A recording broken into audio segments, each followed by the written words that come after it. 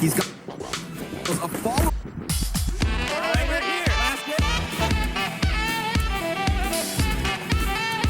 Good. Oh my goodness, he's gunning for the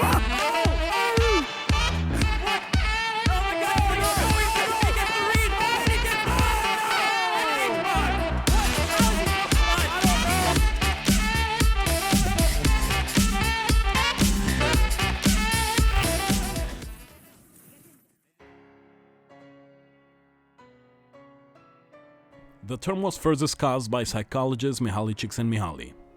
This is what we call the flow state, my friends. Csikszentmihalyi identified 9 components of flow, but he was not the first to explore the idea of flow.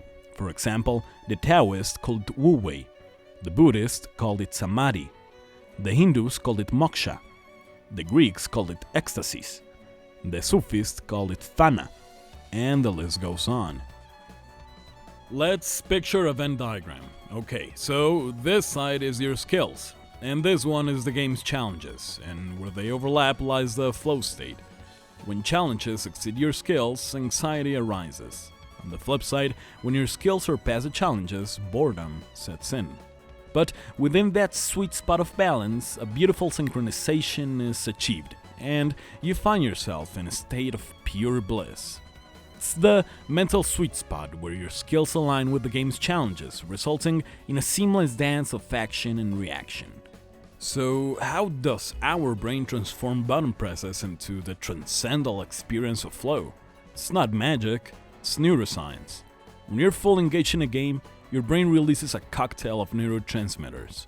At the heart of this symphony lies norepinephrine, heightening your senses, sharpening your focus, and ensuring you're at the peak of your cognitive abilities, as well as serotonin, imbuing us with a sense of contentment and tranquility, fostering a serene equilibrium between immersion and accomplishment, and dopamine, the reward and pleasure soup that kicks in when you complete the challenge. Let's say the enemy team has armed the bomb. One after another, your entire team falls apart. It's just you.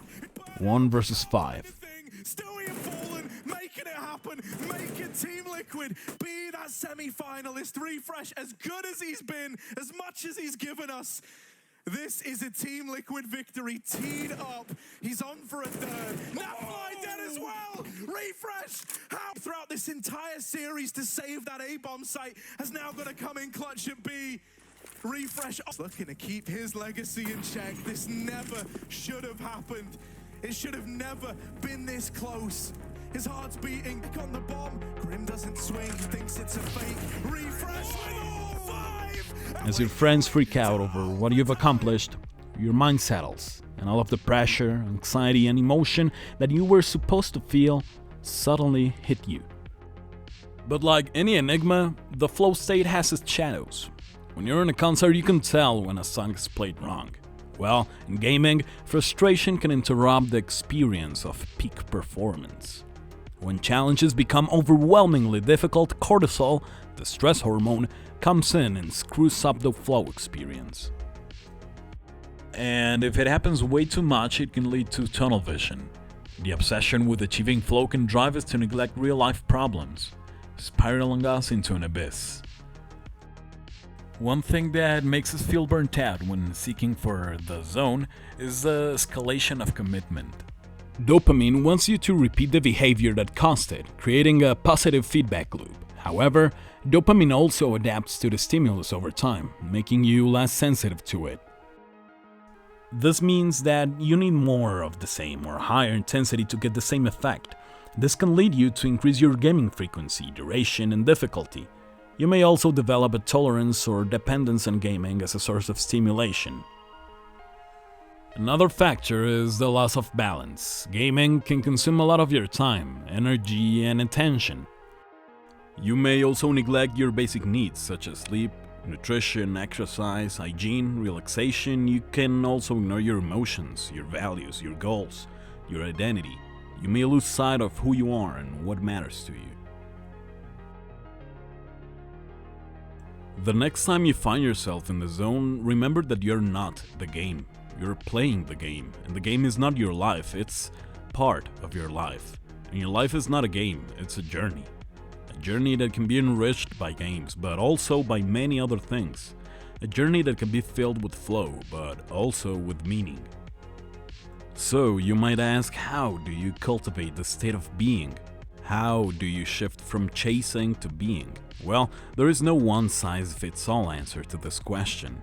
Different people may find different ways to achieve this state of being, but what is flow really? Is it a state of mind, a chemical reaction, a divine gift?